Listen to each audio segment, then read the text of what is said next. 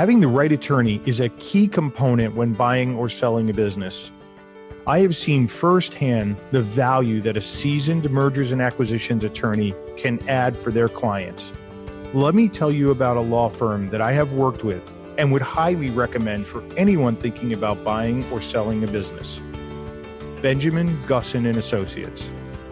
They are a law firm that has been representing buyers and sellers of businesses for more than 30 years. Believe me, they are experts. Not just experts in business transactions, but also real estate and tax guidance, which are both often required when buying or selling a business. From the initial steps reviewing a letter of intent, right through to closing, the attorneys at Benjamin Gussin provide the personalized service and experience needed for putting the pieces together for a successful and flawless transaction. I've known the lead M&A partner, Lee Gussin, for many years, and I have never hesitated referring a client to him.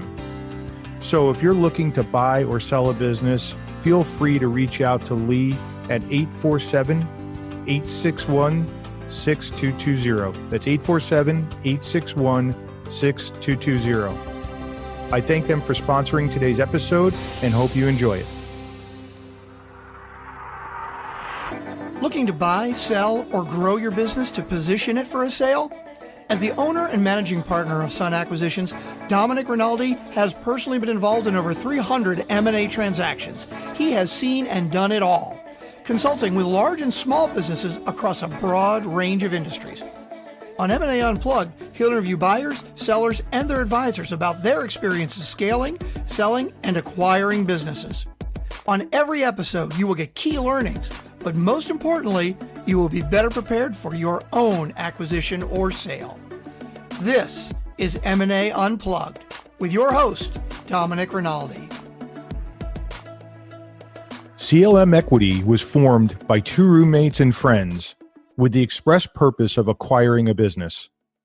After more than a decade in corporate America and surviving the Great Recession of 2008, Matt Locci and Scott Maze set their sights on owning their own business, building value for themselves, and controlling their own destiny.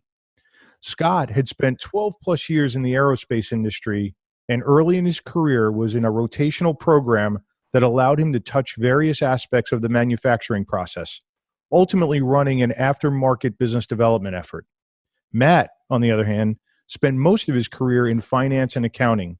He had the opportunity to work in multiple industries, but found that he really enjoyed his time when he worked finance for a manufacturing-focused ERP provider. So it was no surprise, with their complementary skill sets, that Scott and Matt launched a business search focused on manufacturing. And I'm so grateful that our firm got to represent them in their acquisition of Zircon Precision Products, an aerospace and commercial components manufacturer. Matt and Scott, thank you for being here, and I'm so excited to have you share your journey with the M&A Unplugged community. Happy to be here, Dominic. Thanks for having us. So guys, you completed the transaction when did you get the transaction done? It happened April 22nd. April 22nd. So you've got a bunch of months here that you've been operating. Let's start with, and then we're going to go back and I want to hear your journey, but let's start with, how did training and transition and integration go for the two of you? Scott, why don't you start? Yeah, I mean, so far it's been really seamless and actually pretty easygoing, if that's the right word to use to describe it. The former owner, Bruce, and his wife, Terry, are just phenomenal people and really have been a great partner in transitioning from their ownership to our ownership.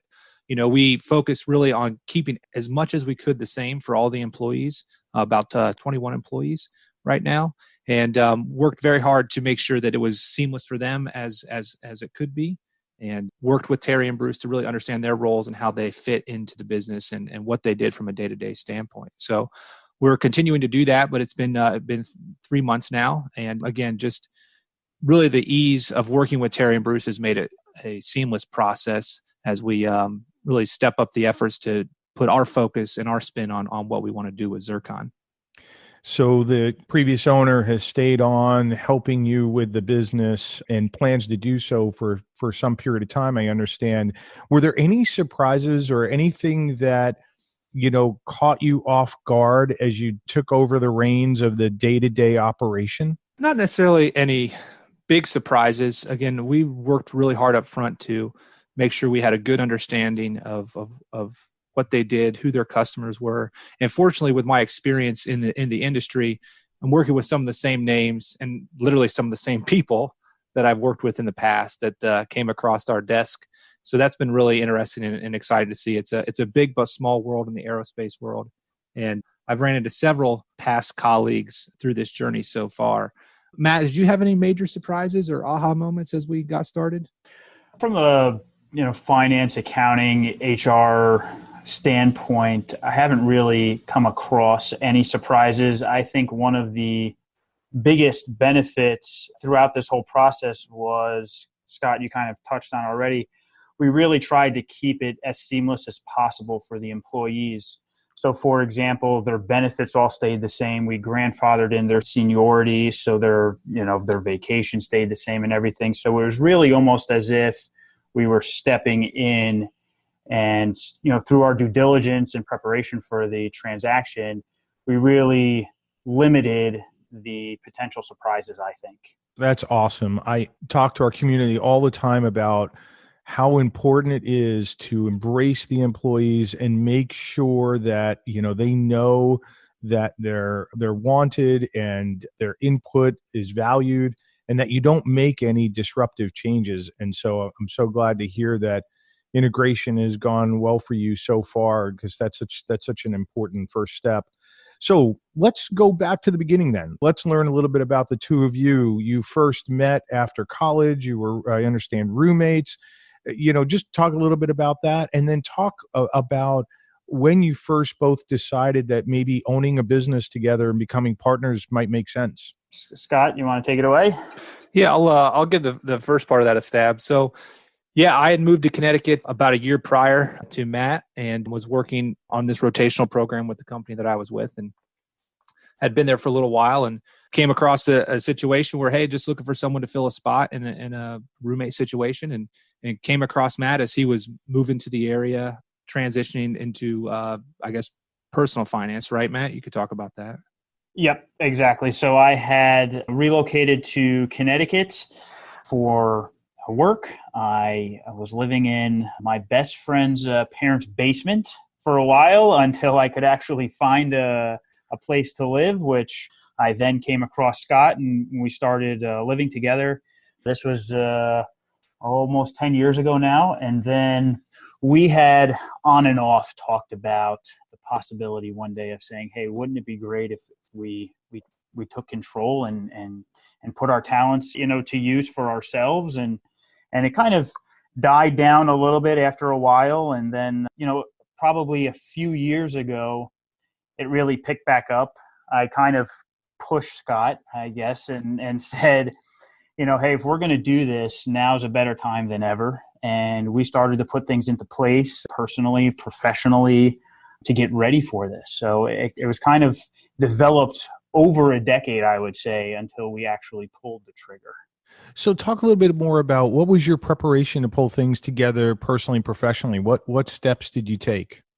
Sure. So, personally, it was kind of just getting our house in order, if you will, and making sure that, we had, the necessary capital raised and how we were going to do this, having families and then getting everything into kind of the right position, if you will, professionally, to the point where we knew at some point we were going to be leaving our jobs. And so we had to prepare and kind of the timing of that and make sure that we were okay with that for a certain amount of time, because, once you make the leap, that's it. Scott, how about you? Yeah, no, I would just to echo your comments there. Definitely was a challenge, and we focused on it for quite a while and really put our heads together about what we would like to look for in a business. Fortunately, Matt and I both know several people who have owned small businesses, whether it's in manufacturing or finance or distribution.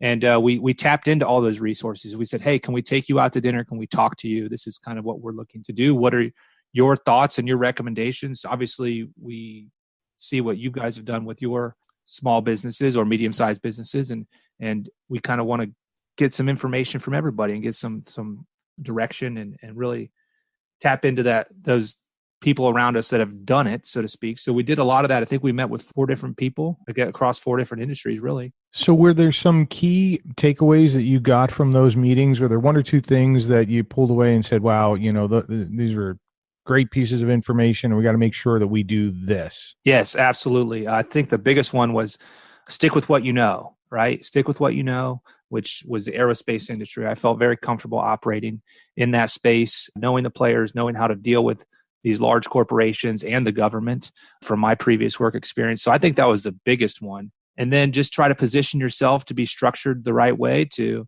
be most advantageous for what we're trying to accomplish. What do you mean by that? Structured? What do you mean by structured the right way?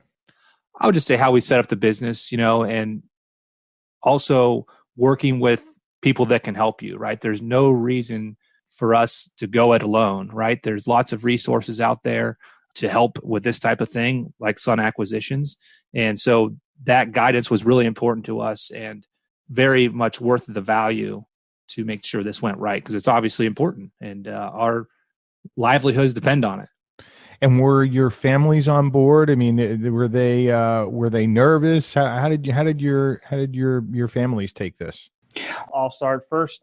My wife thought that we were crazy. I remember the night that I told her that we're actually going to move forward and we're going to do this and we're going to pursue it. But that being said, after, she got over the bit of surprise and everything, it turned into, I think, a lot more excitement than anything. I mean, there's always some nervousness sprinkled in there, but my wife was very supportive and my family as well. When I, spoke with, my siblings and my parents and relatives, they were all very supportive and which made it a lot easier, I guess, just to stay focused and keep reaching for your goals and your dreams. And that's kind of what's my experience. Yeah, I agree with that too. My wife, she always said, hey, why don't you do something for yourself and for us? And so she was supportive of that idea. The idea of being far away and the travel and moving possibly was a little more unsettling, but definitely something that we worked through and talked through. But the really great thing is, even with my boss and people that I used to work with, everyone was like, that is great. That is awesome. Good for you. We're so happy for you. Everyone is very excited to see, hey, you're going to make it a go on your own and see how it works out. And so the confidence from people around us and I mean, no one was like, oh, why would you ever do that? So definitely this support was around us from all aspects. So great to hear that you guys had the support. It's so important when you're going out to contemplate an acquisition that you've got the support, either from your families or if you're running a business from your management team. So really critical. So guys, when do you remember the date on the calendar when you both said, okay, we're forming the entity and here we go, full steam ahead? Scott, do you remember? Yeah, I have a calendar. I actually circled a couple dates. The first one we really met was January 2018. January 27th rings a bell. But that was when we hey, this was the first meeting, we're going to make this happen. Let's start putting things in place. And what were your first couple of steps? So you decided you're going to go, you picked your name and you were ready to go. What were your first couple of steps out of the box? So our first couple of steps were really just each night we would actually get on the computer and we would talk to each other every night. Probably from January 2018 up until we made the purchase of the business, we were speaking with each other every night about everything that we could and just keep brainstorming. And the first few steps, if I can remember right, we basically just looked at each other on the computer and we said, yes, okay, we're going to do this. Now what do we do? We essentially had built up all of this effort to do it, and now we have to actually figure out how to do this.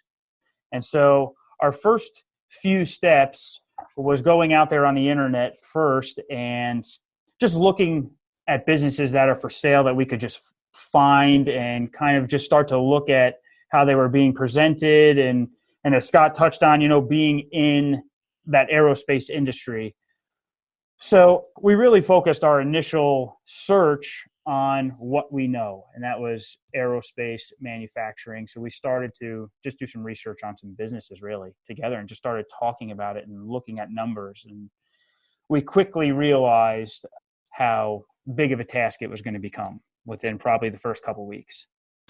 Yeah, I remember getting together and we met and we said, hey, what does a good acquisition look like? What are the things, the characteristics, the traits, whatever that may be, location, that kind of stuff? What is important to us? We wrote all that down and we just started documenting really what we thought it would be, and then working with others around us and talking to people. And then once we really had that fine-tuned is when we started reaching out and said, okay, well, let's look for some professional services to help us navigate the waters through this process.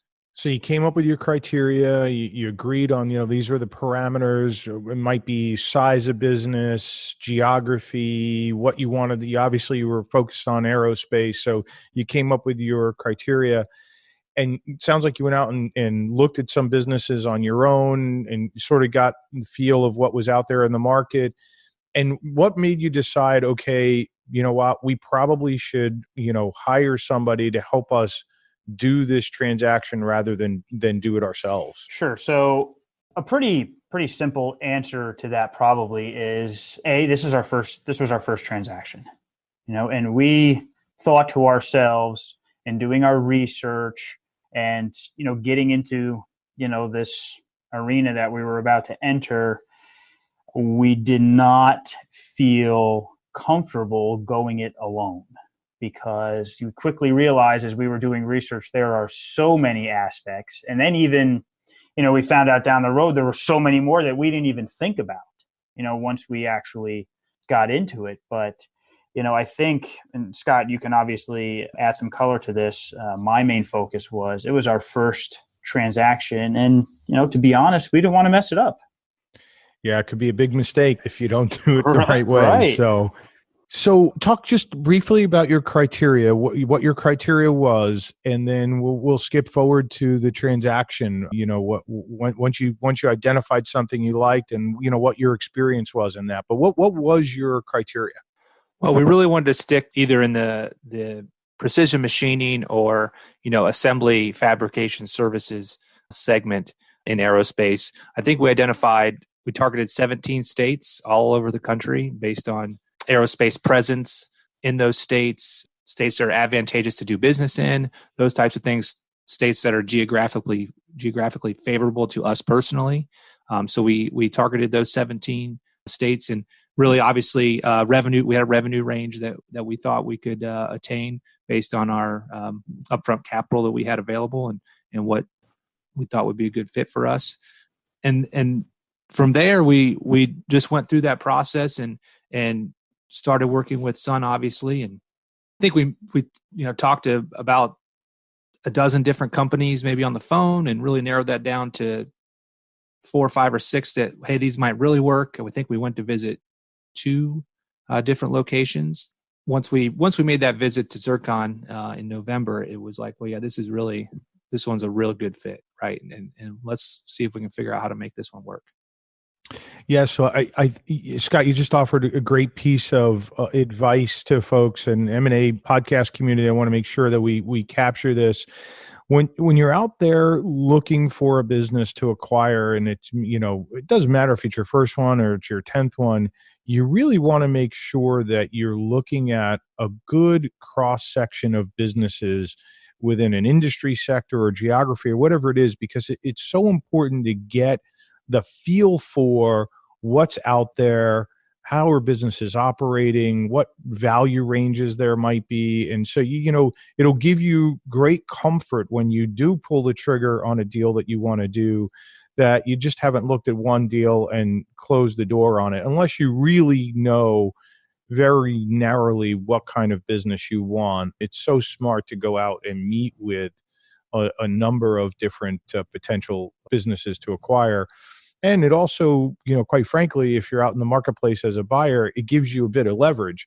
If you're working with one target, that's not near enough leverage. When you're working with 6, now you've got your choice of businesses potentially. So Matt and Scott, you find Zircon, you start to realize, all right, this is maybe the business. Bring us through the process. What transpired from there, and really for the M&A Unplugged community, talk about the things that, one, maybe you had anticipated, but also the things that you didn't anticipate, that as you went through the process, you're like, wow, I had no idea that was going to happen, and how you overcame those. Scott, you want to start? Yeah, well, I guess I would say that, once we did the site visit is really when it's like, okay, this one looks really good, and how we want to progress. So as for, the whole entire process was new to us, but once it gets going and once the ball is rolling, if you have a motivated seller and motivated buyers like we were, things can happen relatively quickly. So I think we visited, November 16th, 17th timeframe, and we closed the deal there in April 22nd. So there was definitely some speed bumps in the road. One thing that ended up happening with this, we didn't realize was going to be a problem at first, is that the building was not owned by the owner of the business. His mother-in-law owned the building. So that threw a little different dynamic into it. And not that it was hard to work through, but just something that we weren't expecting to have to deal with. But it really worked out well. And just added a few more sleepless nights to the process, if anything, really. Matt, I don't know what else you might want to add to kind of how it all came together. Yeah. So, one of the important things I'm going to go back to is kind of what we touched on before, not going it alone. So we engaged Sun and worked with Larry and Joe, and really when the speed bumps occurred, this is where I thought us not going it alone, inexperienced, really created the value to keep the ball rolling and to smooth out the bumps. Because as Scott kind of touched on, we had a little issue with the real estate, but there was also so many things that came up that maybe me and Scott freaked out about initially, but then after some conversation, everything calmed down and it kept the ball rolling. Because one thing we definitely learned, I think, through the process was to be flexible. That the buyer's not going to get everything they ask for, and the seller's not going to get everything they ask for. But if they're both motivated, you can find a common ground, and having somebody with us to kind of help us and keep that ball rolling really helped. I would say as it got towards the end of the transaction process, we really started to feel some fatigue. And we just, we wanted it to just happen already. And we thought that, having some other people in our corner that could push the ball down the road really helped. But one of the things we really learned through the process was that we had to be flexible. Yeah, in that regard, you had a couple of things come up that I remember. That one, you really didn't want to own real estate, but you realized that the owner probably wasn't going to sell this business without the real estate, and so that became an important component. So you had to pivot there, and thankfully, the two of you, ultimately wanted to do that. But if I remember correctly, you also wound up with a situation where the owner of the business had changed their accounting methodology at the last minute, which changed the financial picture. Now, it was only on paper, it was what wound up happening, but it threw the banks into a tizzy and the deal, into a spiral there for a little bit until we could figure it out. It was wild. It included the seller going directly to IRS offices, local IRS offices. It involved a lot of extra paperwork. One of the things that we never thought about when we initially started this was the timing. Of course, there's no time like the present, but having the time where we were going through the transaction be over the holidays and then changing over the years really presented a challenge, because then all of a sudden the bank wanted the financials for 2018, for example, right? And we couldn't get them to the bank for a while, until February or so. So there was maybe a 3 or 4 week period where we were at a standstill because of all of this. Really couldn't move forward, which was a little scary. Yeah. So what you experienced is what almost every buyer and seller experiences. There really aren't any clean deals. Every deal has got twists and turns. And what really matters is that you have advisors there that can help guide you through that process. Or if you've been through it before, you know what to anticipate and expect, and it doesn't throw you for a loop. So Exactly. talk a bit about the financing. So you had your own capital to invest in this, but you also used an SBA loan to pull this off. What was your experience with that process in securing an SBA facility? Sure. Well, other than it was a stack of paper, probably 2 feet thick, it was actually pretty smooth. It was a lot of, the bank has all these requirements from the business and the financials, and putting them together and having conversations and going back with the financing. Us purchasing the real estate actually helped us when we did the math, because first it stretched out the term of our loan, which was ultimately great for us. So the net outlay was actually the same, whereas if, say, for example, we would have had purchased the business and paid rent to an owning entity at fair market value. So it worked out really well. The bank was flexible at some points that I thought they weren't going to be flexible, and they were really tight in other areas. But we made sure to get them everything as soon as possible to keep it rolling. And we were also able to secure a credit line, which we deemed to be very important at the time. Again, operating capital. So they were able to secure that as well for us. So all in all, it was great. We worked with a financing broker who went out and shopped the deal to a few lenders to find us the best one for our situation. So it ended up working really well. Again, we had that mindset of not going it alone and working with people who are knowledgeable in these areas that we need the assistance in to make sure that we got a good deal. You just hit on another key element here that, so important to shop your deal to multiple banks, because and it could be, one bank you go to one day is willing to do a deal and favorable terms, and you can go to the same bank a week later and maybe something has changed internally. And so it's so important when you're looking to finance a transaction that you really get the perspective from a couple of different banks to realize, what is the best package, the overall package out there when you're looking to do a deal. So absolutely. So guys, how is the business doing? And what are your plans for it? And maybe, just talk a little bit about what the business does specifically and how it's doing. Yeah, so we're a precision aerospace machine shop. We produce parts for big names in the aerospace industry that supply companies like Boeing and Airbus and Lockheed and so on and so forth.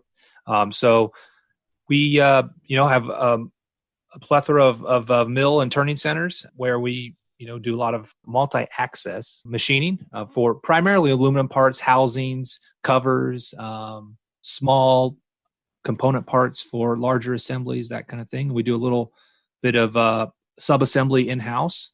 And again, we've got a team of about 21 people. The shop is about 13,000 square feet. And a really great team that's been built there at Zircon, and we are happy to work with them. Really, our plans is we've been we've been 5S'ing a lot, which is an aerospace or a lean term, right? We're cleaning up a lot of old stuff, so to speak, and really trying to say, okay, what do we have to work with here? We've got some machines we're looking to sell to create some floor space so that we can reinvest in the business and really grow. And one, I guess, kind of thinking back at some of the things we've been talking about, one surprise, one of Matt and I is focused, and one of the things we really want to do when we first got in there, hey, for the first 6 months, we don't want to do anything to upset the apple cart. We want to, hey, let's maintain status quo. Let's keep doing what you've been doing, not really go in there and try to make too many changes up front, to really understand and say, hey, here's where our strengths are, here's where our weaknesses are, here's what we have in the way of opportunities. And 2 weeks into it, our largest customer says, hey, we want you to come to our site and we want to talk about a big project that we're working on. And so here we go to our largest customer. we're sitting in a room with 6 of our competitors, and they say, hey, we've got all this work that we want to change from sand castings or different castings into hog outs, where you take a solid piece of material and machine it to the desired state of essentially that casting. So, it's a great opportunity to grow, but it's like, well, this is not really what we had in mind for how we wanted things to go. And so you can't say no to that. So, we went through a big effort to quote a large package, and we're waiting to hear back about that. But that work requires capital investment almost immediately. So that's going to be a challenge, but we're already talking to people that can help us with that. And yeah, I've learned more in the last 3 months than I feel like I learned in the previous 10 years. So it's pretty crazy. Well, it's great to hear that you've got such significant opportunities right out of the box. So I wish you guys the best of luck there. That's awesome. Right. Yeah. Focusing on strategic growth. We don't want to overwhelm our shop by any means, but again, growth is definitely on the to-do list. So we got to make sure we do it the right way, though. Yeah.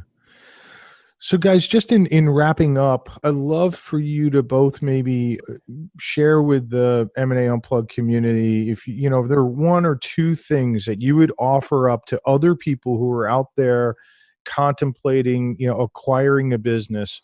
What are the 1 or 2 big takeaways that you would offer to them? Sure. I'll go first. Mine will be probably short and sweet, but pointed. I would say be flexible, be thorough, and be motivated. Great. Yeah, no, I think that's good, Matt. And we've touched on this multiple times, but again, having the right team of people around you, just like our shop has a great team that works well together. Our team during this process was, again, brokers, attorneys, accountants, the whole 9 yards of people that we really trusted, right? That had a great track record.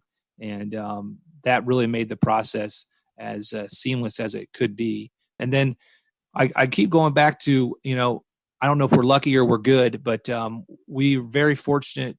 The previous owners are just wonderful people, and you find that all over the place. But they want nothing but our success and want nothing to do but to help us achieve that success, because it's their legacy too. I mean, the company is 60 plus years old, and it's been family owned up until now, and so it's been a really great process and a great transition working with the previous owners and understanding what kind of their experience in the history of it all. Because I think that history of it's very important also. Yeah. Well, guys, Scott and Matt, so happy for you that you found the right opportunity for both of you, and that things are going so well. Integration's gone well, and really appreciate you both being a guest on the show. Thank you for having us. We're happy to be here. So M&A Unplugged community, let me just recap a few things that Scott and Matt brought up that I think are really key takeaways. One, you heard them talk about the fact that they kept things seamless when it came to the employees. We talk about this time and time again. I believe employees are the most valuable asset of your company. Treat them well, treat them with care. Scott and Matt did that, and it'll make for a very smooth transition and really lay the groundwork for them to do tremendous things going forward. Stick with what you know. On multiple levels, that's so important. One, when you know something, it's easy to slot into a business when you acquire it. But in addition to that, when you go for a bank loan, banks want to know that you have transferable experience for that opportunity. So really it's so important on many levels to be sticking with, what you know and your core competencies. When you're out there searching for a business, vet multiple opportunities. Don't get enamored with one and go down the path. Really do your homework, visit a bunch of different companies, get comfortable. When you see the right one, you'll know it because you would have had a lot of things to compare it to. Scott and Matt also talked about the importance of having a motivated buyer and a motivated seller. So critical to ultimately getting a deal done, because 100% of deals are going to have issues.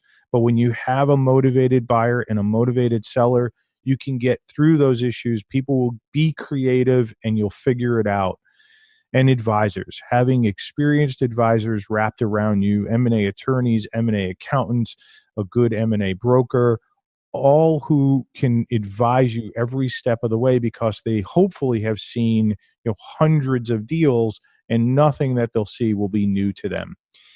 And then the last couple of things are, when it comes time to go source a loan, work with multiple banks. You really want to make sure that you're sourcing the right bank loan and that you've got a good partner in a bank as well. And then Scott and Matt talked about deal fatigue. We see it a lot. Deals will stretch out, especially at the end. Things will start to come up, and you'll see that even little things will stretch out and you'll get tired. You need to stick through that, break through the wall, be patient, but keep moving the ball forward. So I want to again thank Scott and Matt for being our guests today. They really shared so many key takeaways with us. All of today's information will be available in the show notes. If you would like to learn more about the process of acquiring or selling a business, please visit our website at sunacquisitions.com, or feel free to reach out to me at drinaldi@sunacquisitions.com. I look forward to seeing you again on the next episode of the M&A Unplugged podcast. And until then, please remember that scaling, acquiring, or selling a business takes time, preparation, and the proper knowledge. Thank you for joining us today on M&A Unplugged. If you enjoyed the show, please subscribe, rate, and recommend it wherever you get your podcasts. If you want more great information on how to scale, acquire, or sell a business, please visit our website at sunacquisitions.com.